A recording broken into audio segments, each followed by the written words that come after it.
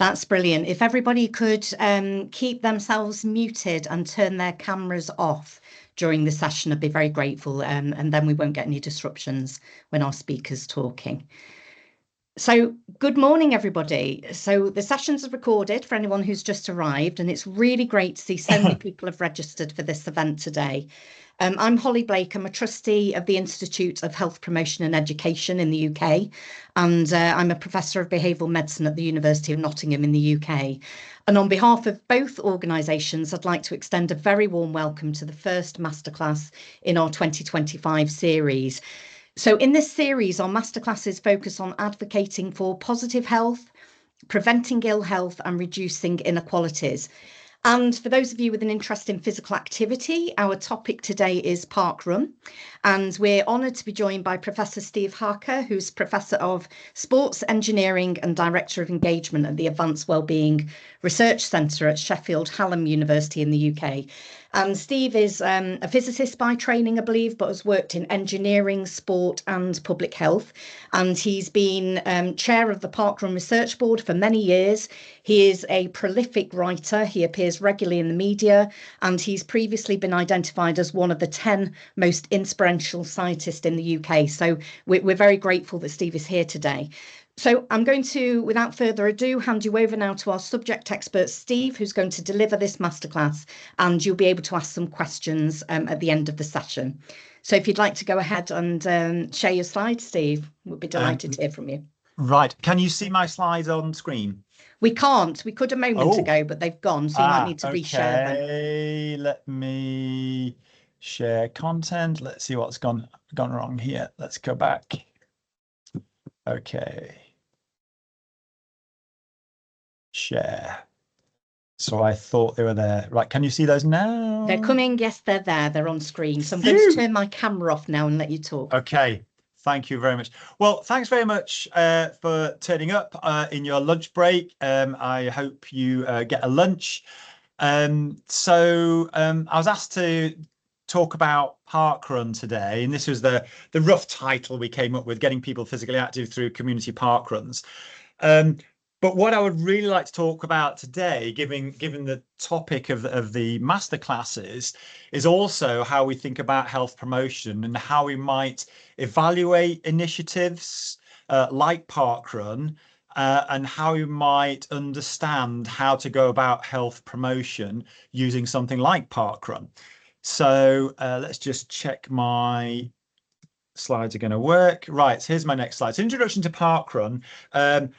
I'm not going to assume that everyone knows what Parkrun is. Most people tend to, but not everyone does. So Parkrun is a free weekly timed run or walk or volunteer in the UK and actually across 23 countries worldwide. So that's the founder there, Paul Sinton-Hewitt. And Paul Sinton-Hewitt set up Parkrun in 2004, and at the time he called it the Bushy Park Time Trial, and he used to run around the park with his mates, and they'd do kind of a 5-10k route, and he got injured and thought, you know what, I want to continue doing this with my mates, but if I can't run, what am I going to do? I know what, I'll just set up a time trial. I'll turn up every Saturday morning and I'll take their times down and I'll still be involved. So that's kind of how it started. It started off with 13 people back in 2004.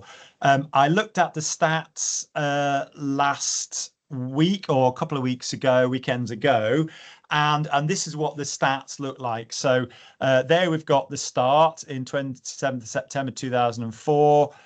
This is the number of registrations. It grew rapidly over the next 10-15 years. We hit COVID and then it kind of plateaued during COVID, obviously, and then it's kind of taken off again post-COVID. We're now we've just hit 6 million registrations in the UK worldwide.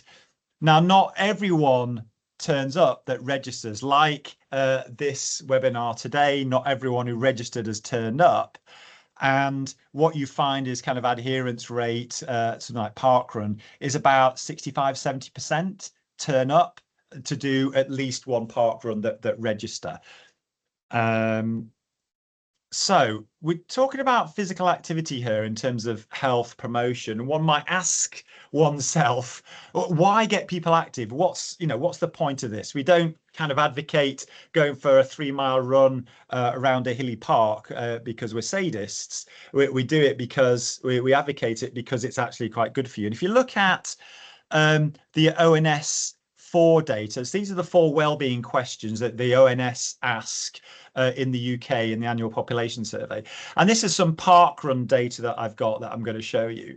So here we've got the first question the ONS ask is, overall, how satisfied are you with your life nowadays on a scale of 0 to 10?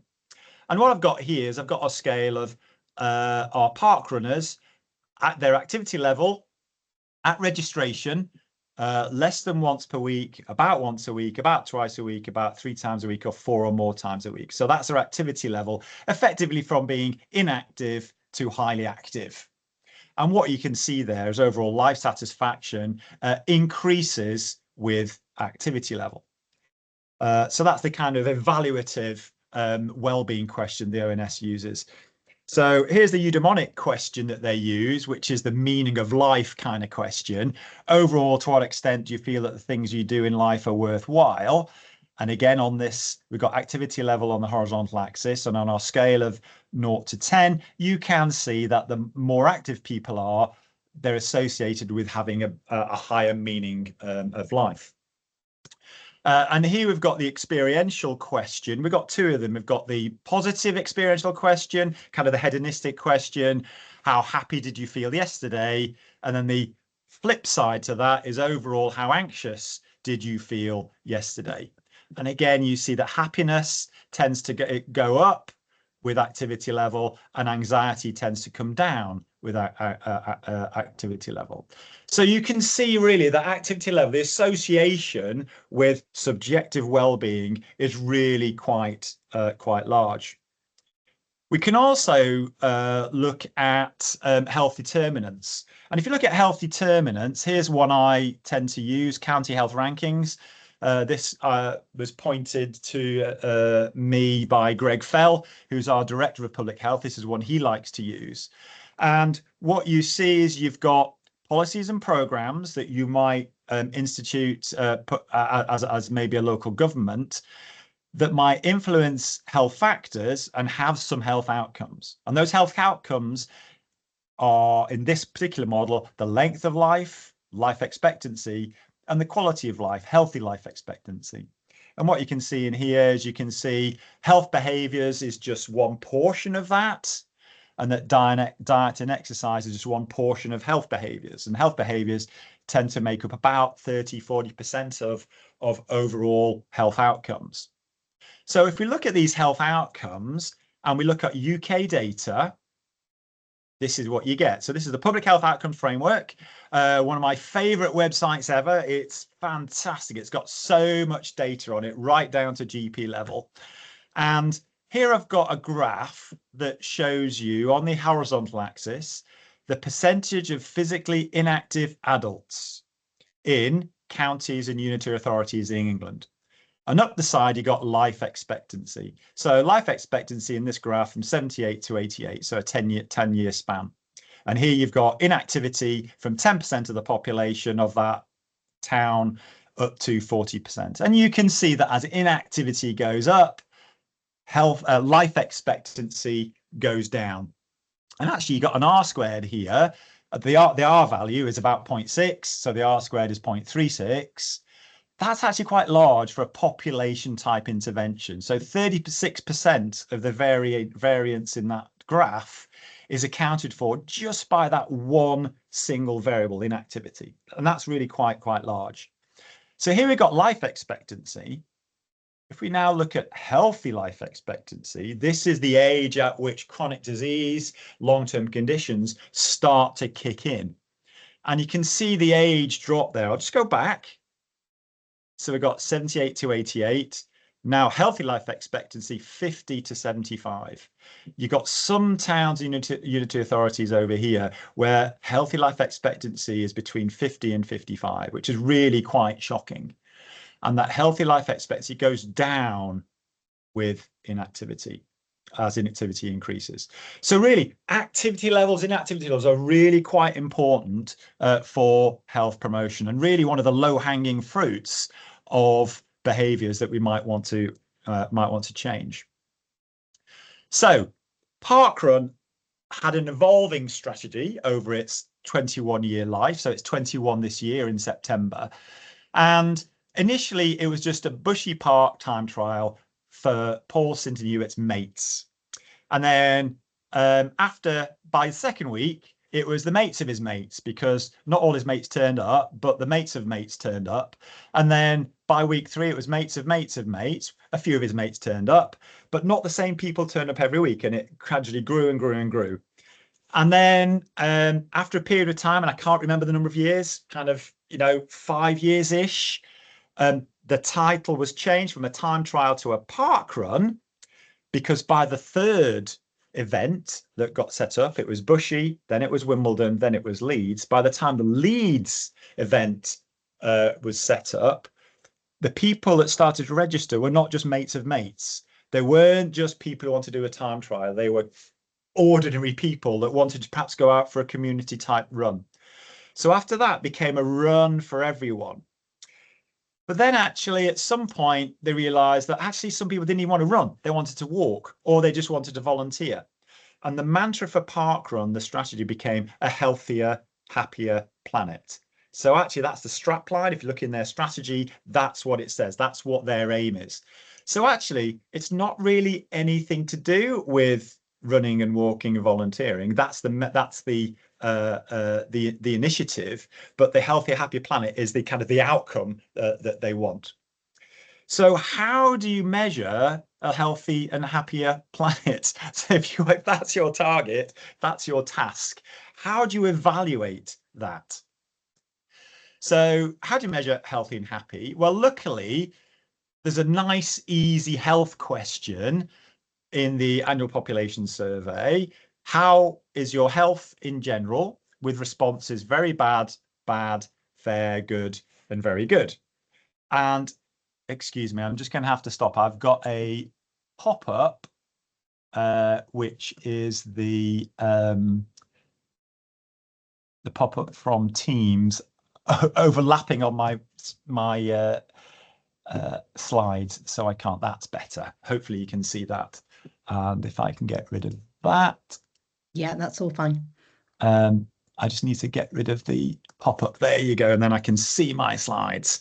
Thank you. Let's put the laser pointer back on. Right. Sorry about that. Right. That's better. So how's your health in general? Responses from very bad to very good. And there's a typical set of data from one of our park runs.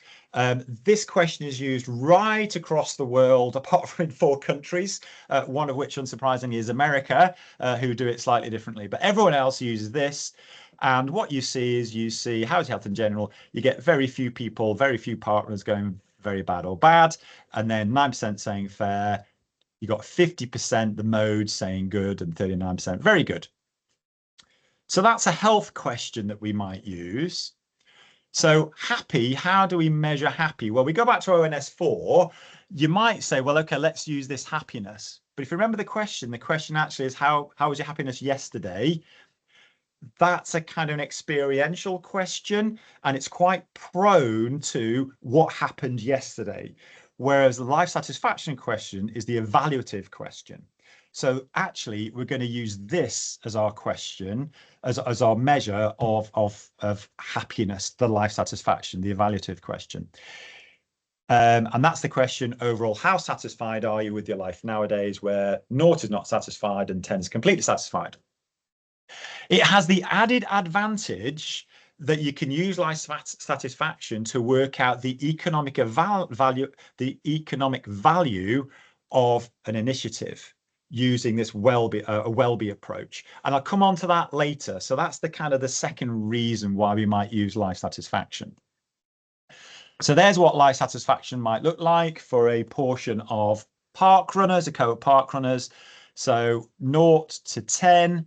There's a proportion. You can see it increases up to 35% who are saying it's 8 out of 10.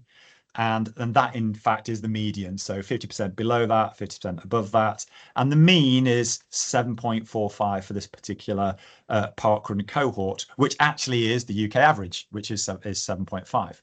So we've got a measure of health and we've got a measure of happiness, even if it's evaluative and it's called life satisfaction. So we move on to our surveys, and I just want to acknowledge all these people on here. So Charlotte Benkowitz, who's just got a PhD, Andy Hext, Alice Bullis and Helen Quirk, who've been there right from the early days of doing this Parkrun research. Paul O'Halloran has helped with Australia data, and then at Parkrun, Mike Graney and Chrissy Wellington. Without all of those, it's quite difficult to do these kind of things on your own. So it's a team approach. So there is the kind of front page of our survey. And so then we go, so who are parkrunners? So we've got some data here. Oh no, we've got a nice little picture. There's a graphic of our parkrunners running past. And you do get skinny somethings at the front, running as fast as they can, and then you come down to the middle where you've got the normal average park runner, and then you might have people right down at the back here where they're actually walking, might even be walking a dog. So who are park runners? Let's look at those in terms of that kind of front to back nature in terms of time. So if we've got average time in minutes, under 20 minutes, we've got very few under 20 minutes. Over 50 minutes, our walkers, we've got very few over 50 minutes. And then you can see that the peak is between 25 and 35 minutes effectively. Actually, it's about 29. It's here. The mean is about 29 minutes for parkrunners generally. Different parkrunners are slightly different, depends upon elevation, depends on how hard the course is, etc. But you kind of see something like this every time. So what about the gender split? Well, in the under 20 minutes bucket, you get mostly males and very few females. And this is just a physiological response. Basically, males are faster than females. And as you go backwards, as you get to this mean point at 29 minutes, you go from more males to more females. And basically the 50-50 split is at 29 minutes. So behind that mean time, you have a majority of females, about 80% are female and 20% are males. In terms of age, now our surveys are over 80s only, so this takes away all the kids.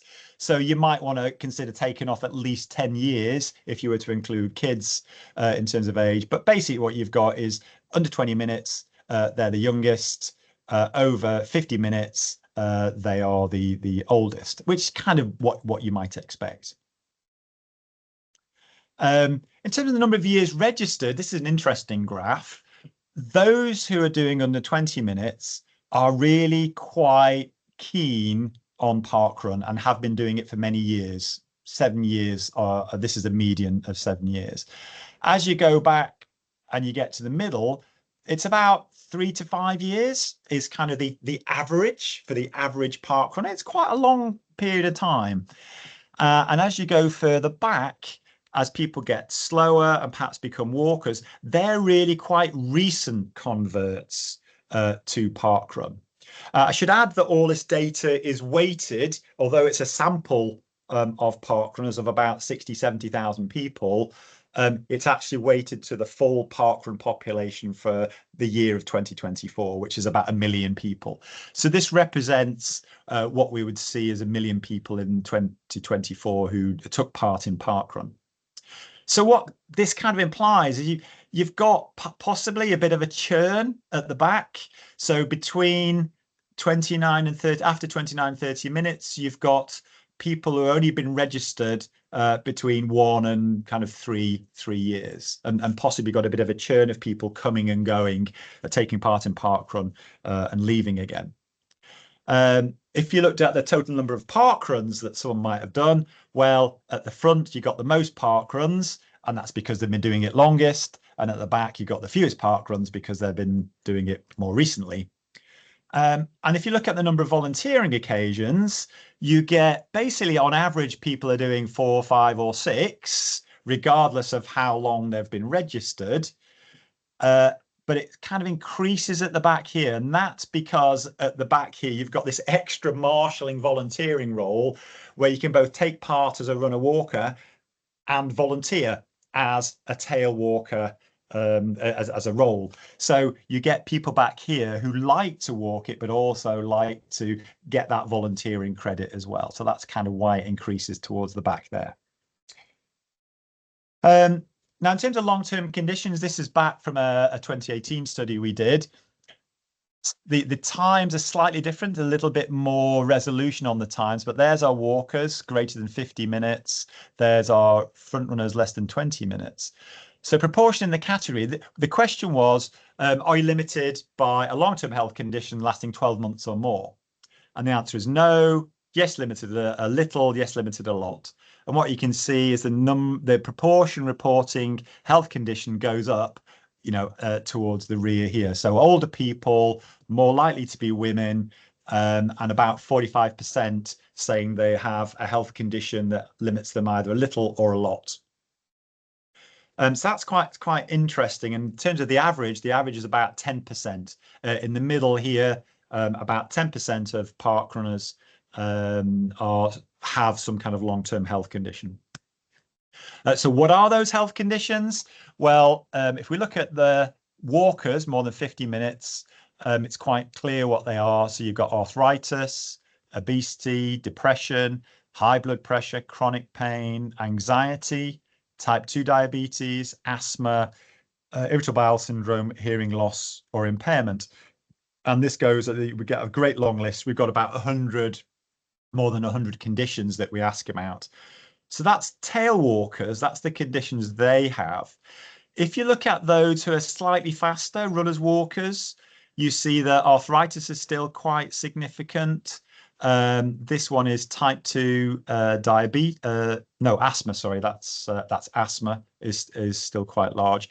And if you look at the slow runners and then runners less than 42.5 minutes, you see that the four dominant conditions are arthritis, depression, anxiety, and asthma. So two of those, depression, anxiety, and mental health related, one arthritis and one asthma. So those are kind of health conditions that park runners report that they have. So let's think about, why do people first go to Parkrun? So we asked this question. I first participated in Parkrun as a runner or walker, and then we gave them 20 or so responses. And if we look at those responses, what we have right at the bottom are scale. So we gave people a scale from not at all true, 2, 3, 4 to very true. So that was a scale we asked people to respond in with a tick box. And what you see at the top, example from 0 to 100%, we've got right at the top, to contribute to my fitness. So 92% said either 4 or 5, which is true or very true, that to contribute to my fitness was like a key motive for first participating as a runner or walker.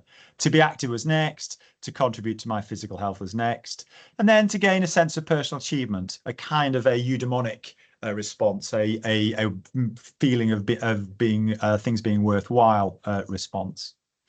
At the opposite end, we've got to meet new people. I'm always surprised by this. Only 15% said they did parkrun to meet new people. To compete against others didn't seem to be an overall motive.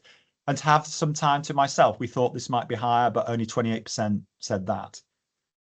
In the middle here, we've perhaps got some experiential ones, to contribute to my happiness, to have fun, but then to contribute to my mental well-being and to contribute to my life satisfaction were in there, kind of in the middle. And if to contribute to my life satisfaction is an evaluative type measure, then it's interesting, it's right slap bang in the middle of these motives as something that's ranked halfway down.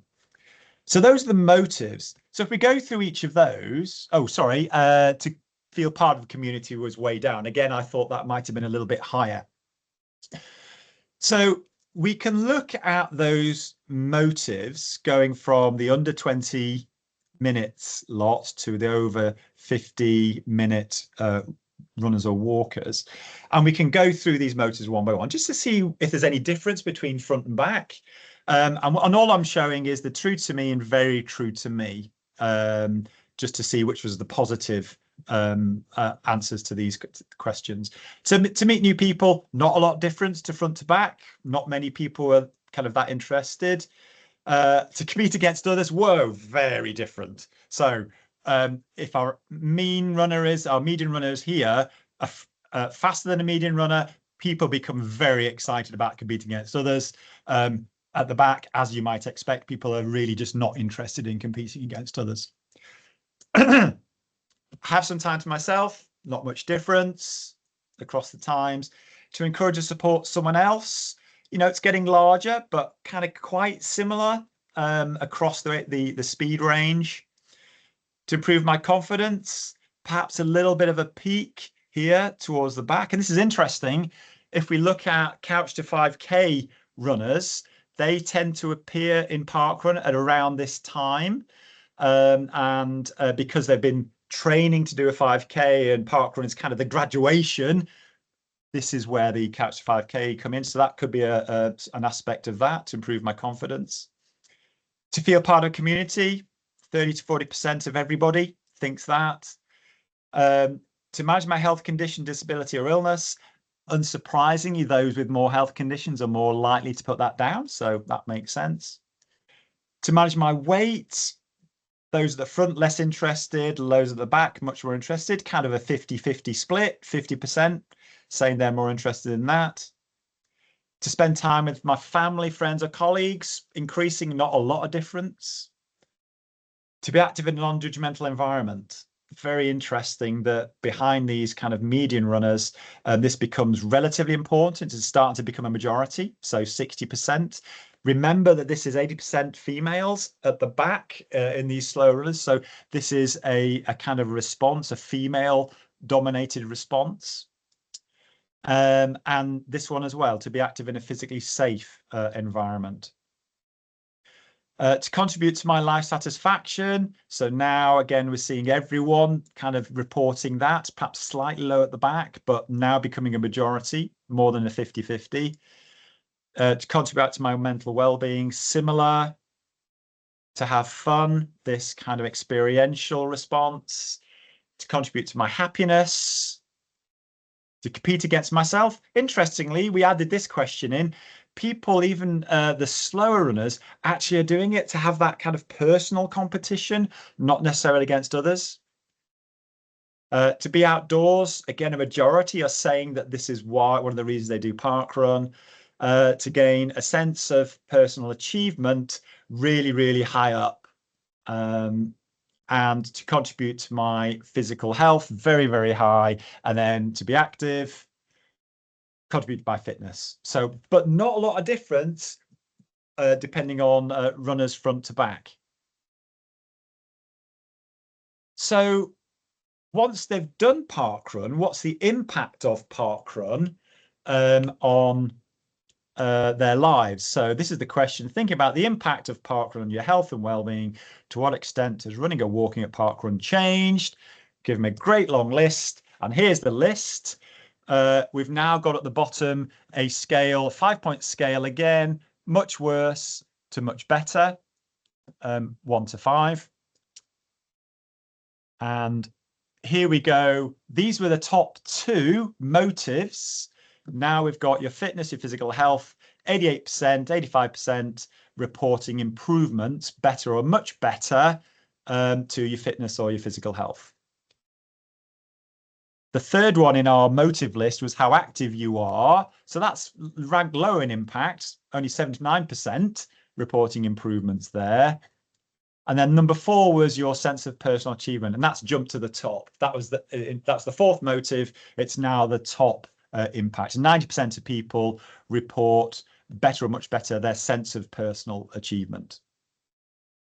And if we go through each of those, as we did with the motives, from lowest to highest, time to have to yourself. So about 30–40% reporting actually that's better or much better, which is higher than the proportion that reported it as being emotive.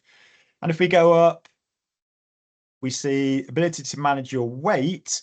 Interestingly, this mimics the motive, but again, even for these at the back, it's a 50-50 split. It kind of says that you might do Parkrun and it has a 50-50 chance of improving, helping you with your ability to manage your weight.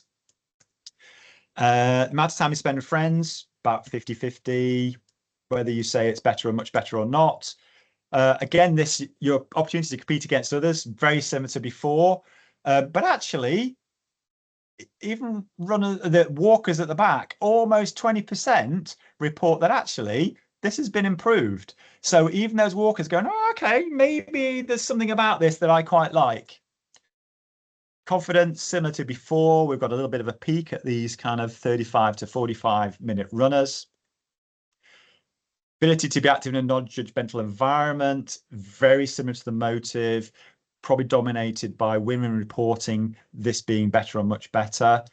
And equally, that physically safe environment, very important for women, but also equally important to men, but this is dominated by the women's response, females' response. How much you feel part of a community, lots reporting better or much better. You're opportunity to have fun, opportunity to have fun, lots reporting better and much better. Amount of time you spend outdoors. Your life satisfaction, 70 to 80% reporting that's better. Your mental health, more than 2/3 reporting better. So in fact, almost 70% reporting that their mental health is better or much better. And again, very similar across the board, possibly different reasons from front to back. How active you are, perhaps expected. These are probably quite active already, so maybe it doesn't affect them quite so much, but everyone else, it's kind of 70 to 80% becoming more active. Your happiness being improved. Opportunity to compete against yourself. Again, looking at walkers back here, 50% kind of going, actually, I quite like this opportunity to compete against myself. I feel better, much better about that. And your physical health, 70 to 80% across the board. Your fitness, 78%, well, more than 80% in some speeds in the middle here, better or much better. And your sense of personal achievement, right at the top, 80 to 90% reporting that that's improved. So we kind of got an understanding why people might do Parkrun in the first place. We've got an understanding what happens afterwards. And let's go back to life satisfaction. So if the point is to create a healthy, happier world, and our measure of happiness is actually life satisfaction, as I've said, then how might it work? How might Parkrun actually do that? So here's the hypothesis. You have a cohort of people of different ages. They come from different places, different activity levels, different genders. They do an initiative. Parkrun's our initiative, and hopefully it improves their life satisfaction, or it changes their life satisfaction. And we hope that it's improved. So going back to our model, if I look at some, there's a paper out here, and I'll share the references later. This is the life satisfaction across the UK population from 2011 all the way up to the end of 2022. And you can see that it gradually increased up to 7.7 over this period until we hit COVID pandemic, and it dropped from 7.7 down to 7.3. Now, coincidentally, we did a Parkrun survey just before COVID, and what we found was that at registration, life satisfaction of our cohort was about 7.5. 6 months later, we measured it again, and it was about 7.75. So actually, they'd started lower than the UK average and finished above the UK average. And actually, that change in life satisfaction was almost as great as the drop in life satisfaction due to COVID. And that gives you perhaps some kind of understanding of the potential for something like Parkrun to actually improve life satisfaction. So in the back of our minds, we have this hypothesis. We think that Parkrun will improve life satisfaction. So let's set up our hypotheses. So let's be as neutral as we can. Life satisfaction is associated with, okay, our population, age, gender, index of multiple deprivation, activity level at registration. So that's our population going in at the start, when they register. And we think it's associated with health status of those parkrunners after having done parkrun. And we know that's the case because if you look back through all the literature and the ONS, they tell you that health status is probably an important feature of life satisfaction. So that's straight out in the literature. We also hypothesize that parkrun might change activity level and that the number of parkruns and the number of volunteering occasions might also be important because that's our initiative. So let's put those in. That's our initiative variables. And we might also hypothesize that health status is associated with parkrun's impact on physical and mental health in some way, as we've already kind of talked about. So we do a stepwise multiple regression in SPSS with life satisfaction as a dependent variable, and we end up with something that looks like that. I'm not going to go through that. You'll be happy to know, but it is available for you to come back and have a look at later if you want to on the recording. What I'll do is I'll describe it figuratively. So figuratively, we've got our input variables. So this is our hypothesis: age, gender, activity registration, deprivation. We think that age might actually be nonlinear because the ONS data tells us that. Then here's our parkrun variables: health, activity change, parkruns, number of volunteering occasions. Again, health status we think might be quadratic because the ONS data tells us so. So what do we actually find? Yes, we do find that age is in fact a very large effect in terms of quadratic. Gender is a large effect, linear. Activity registration has a moderate effect, and deprivation quartile is a small effect. And then if we look at our parkrun variables, we find that health status is indeed a very large effect, and it's nonlinear, it's quadratic. Activity change actually is a small effect, and surprisingly, the number of parkruns and number of volunteering occasions are not significant at all. They don't seem to affect our model, the output of which is life satisfaction. So let's just look at a graph of that. So let's take a population. Let's take a population of females, and I'll come to age in a minute. We'll say that they're active twice a week at registration. So remember, it goes from less than once a week, about once a week, twice a week, 3 times a week, 4 or more times a week. And then a deprivation quartile of Q3, which is our median for our parkrun population. So let's take that as a population and see what it looks like on a graph. There's our graph. So we'll look at ages of our females from age 18 up to 70, and we'll look at what the model says about life satisfaction. And in the ONS categorize life satisfaction. 3 and 4 is low, 5 and 6 is medium, 7 and 8 is high, and 9 and 10 is very high. You can't see 10 on there. And the UK average is 7.5, which is in the high range. So for our cohort of females, if we have a cohort of females who are reporting very bad health at our survey, and they're doing 2 days a week of activity at registration, that's more or less what it looks like. So at 18, it's about 3.67 life satisfaction, and it goes up to about 4.3, 4.4. It actually goes up by about 0.7 over that age range. So older people have higher life satisfaction than younger people. And actually, there's a bit of a minimum here. It's about age 29 in our data. Some of the report data in literature has it slightly later, maybe about 40 to 50. So middle age seems to be the minimum of life satisfaction, but we've found it's a little bit earlier, about 29. So, okay, let's look at our next cohort, those who are reporting bad health. So actually, it's a huge jump from here to here. This is actually a jump of 1.2 in life satisfaction, which is a huge jump in life satisfaction. And if we look at those who report fair health, again, another jump of about 1 upwards. Good health and very good health, right at the top. Interestingly, those who are reporting good health, there's a kind of a threshold for this cohort of females of about 49. Below age 49, life satisfaction is slightly lower than the UK average, and higher than 49, it's higher than the UK average. So let's see what happens if our cohorts do more physical activity. So you can see these parallel lines following the original. So this now we've got our cohort doing 4 or more days of activity per week at the survey. And you can see that life satisfaction has gone up for that upper line on each of those curves. And that's an increase of about 0.1. Equally, their life satisfaction, their activity might go down. So if it goes down and they become inactive, you can see that it goes down an equal amount.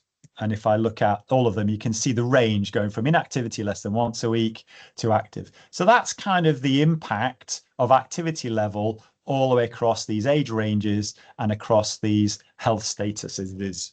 That's a plural word. So if I just change slightly, okay, you probably didn't see that change. I've gone from, let's go back, IMD Q3, that's quartile 3, to quartile 4, which is the least deprived quartile.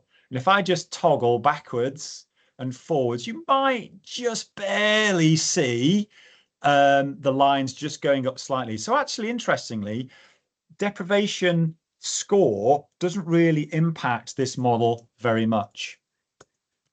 And what you'll see is that those with the highest life satisfaction of this female cohort are those in very good health, the oldest females with who are completely active. Right. If we look at, I've just gone from IMD Q4, least deprived to most deprived. So again, you can just see how much that changes. There's IMD Q4. There's the most deprived set of females, and you can see the whole thing goes down. What about if we go from females to males? This is the impact. This is the difference between females and males. I go back. There's females, males. Males on average have low life satisfaction of about 0.19, 0.2, something like that. So actually, in terms of our cohorts, males age 29 who are inactive are actually tend to be those with the lowest life satisfaction in our Parkrun cohort. So with this kind of model, what you can do is you can go, well, okay, if we want to promote health, who should we be working with? Where should we put our meager resources? And what this kind of tells you is that anyone with very bad, or fair health all have lower than average life satisfaction for the UK. And maybe those are the ones we should target. We might think about targeting males. We might think about targeting males and females who are perhaps in this kind of middle age range, because they're the ones that might need that little bit of support to improve their life satisfaction. So there's our model. And what we found is we've actually found that health status was the most important thing. And you can see that because the lines were really spaced apart. So what is it about those that are important? So we'll finish off looking at these. The impacts associated with a change in life satisfaction. So when we looked at those impacts earlier on, this is another stepwise, linear stepwise regression. And I'm correlating the life satisfaction impact with all those other 19 impacts that we looked at. And what you find is, in terms of a very large effect, your happiness and your mental well-being have the largest associations with a change in life satisfaction. So your happiness and your mental well-being have the largest effect. A large effect, your sense of personal achievement, your opportunity to have fun, how active you are, and how much you feel part of a community. A moderate effect is your confidence in your physical health. And then you have small effects. All these other things tend to be small effects or very small effects. Surprising, your fitness is actually a very small effect on your change in life satisfaction. Your physical health and how active you are per se, how active you are per se is much more important. But interestingly, the things that have the largest effects are these mental health related things: your happiness, your mental well-being, your sense of personal achievement. So actually, it looks like how Parkrun works for our cohort. You have some impacts following participation. They influence health status, and these are the things that affect health status the most. They might also impact activity change. And I've got these arrows going backwards and forwards because these are all associations. I don't actually know which way this goes. So health status changes, is that because of these, or do these change because of that? It's quite difficult to tell. And life satisfaction as well. It's difficult to say. They're associations rather than causations. And then we've got also, I haven't talked about volunteering, but I can do exactly the same thing for volunteering. And what you find is you find that some of the similar things appear that seem to be affecting health status: happiness, sense of personal achievement, mental well-being. Physical health is relatively low down. So we'll finish off. Show me the money. Right. They seem to be obsessed with money, these guys. They are politicians after all. And Parkrun, like any organisation, has to have resources to run. It costs about £10 million a year to run Parkrun. So how do you go to someone like the government or Sport England or whoever it is to say, look, you should be funding this because it's really worthwhile?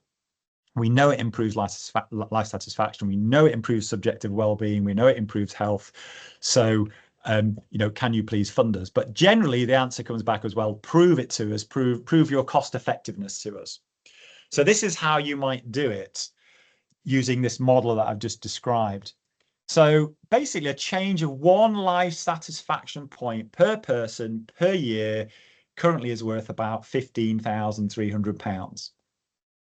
And if I was to look, this is looking back at that previous data pre-COVID, that if you look at change in life satisfaction, this is more or less what the distribution looks like. It's really quite spread out. 47% say, nah, my life satisfaction didn't change. But 25% said, actually, it's gone up by 1. So that 25% are all worth £15,300 each. For this 3% that said it's gone up by 2, they're worth 30,600. And for these people here, where it's gone up 3, it's worth 45,900. Equally, you could go backwards and go down here. So -2 is worth minus 30,600. So you've got to be fair. You've got to go up, down as well as up. So what we found with our data, with our analyses, is that a parkrun change, it's quite tiny. It's about 0.0375 points per person on average. So 3/100ths of a one life satisfaction point. So it's really quite small. But actually, that's still worth £574 per person. And in 2024, we had just short of 1 million parkrunners who took part. So actually, for the 2024 cohort, that value is £557 million. And this is called the Welby approach. It's mandated by government. It's used in the Green Book for infrastructure developments. If you want to spend government money on something that's going to improve well-being, this is how you measure the impact of it in economic terms. So given the parkrun costs about just short of £10 million a year to run, that gives you a cost-benefit ratio of 1 to 57, which is much larger than other population level initiatives like this. And hopefully that makes everyone very happy. So to finish off, what have I found so far? Okay, fitness, activity, physical health are primary reasons for doing parkrun in the first place. That's what they tend to be. And these are also the largest impacts. So we shouldn't forget that. In terms of life satisfaction, our logic model tells us that health status is probably the primary impact. So if parkrun can impact on primary health status in a positive way, life satisfaction will go up. The things that Parkrun tends to improve tend to be mental health related. That's not to say that physical health is not improved as well, but it seems to be a mental health dominates the health status interaction. We can also use life satisfaction to estimate economic value. I've just shown you very quickly how to do that using Welby's, and that Parkrun has a really good cost benefit of ratio. It's worth spending money in that. Basically, that says for every £1 you invest in Parkrun, you get £57 return on investment. Okay, implications for health promotion. Well, you could use the same modelling approach here for many initiatives and basically measure at baseline, measure at follow-up, know who your cohort are. There's some other subtleties which I could tell people about additionality. How do you actually prove that any change is due to that initiative, which is in the background of the analysis here. Life satisfaction is probably the best measure I've come across that can do both the efficacy measure and the cost effectiveness measure. So using that one question, you can do both those things at once. And something that you might want to consider is that the characteristics of Parkrun that actually promote their success that others might want to copy are the framing of it. And if any of you who are psychotherapists might think of framing of your psychotherapy sessions in terms of what's the purpose, when does it take place, what's the cost, what's the time. Those are the things that people talk about when framing a psychotherapy session. And Parkrun does exactly that. Its purpose is a 5K run, community run in a park close to you. It's at 9 o'clock every week. It's in the same place and it doesn't cost anything. So framing is important, as is this next one, regularity. So just keep it going every week. People can turn up whether they like to or not. And then longevity. It's been going for 21 years, and actually it's word of mouth that's supported its growth. People say to their friends, their loved ones, you should go to Parkrun. It's great. You'll never see Parkrun advertised. And so that longevity is promoted by this kind of personal sales approach. So that is it. I have finished. I'll let my Parkrunners leave. That QR code, that's my QR code, that takes you to a Linktree page where lots of the research that you've seen me describe here can be picked up on that QR code. But I do need to change my slide to go to this one. Did you enjoy this session? Please say yes. Please say yes. Do your evaluation here, and then there's some other information there to the left, and I will finish. Thank you very much.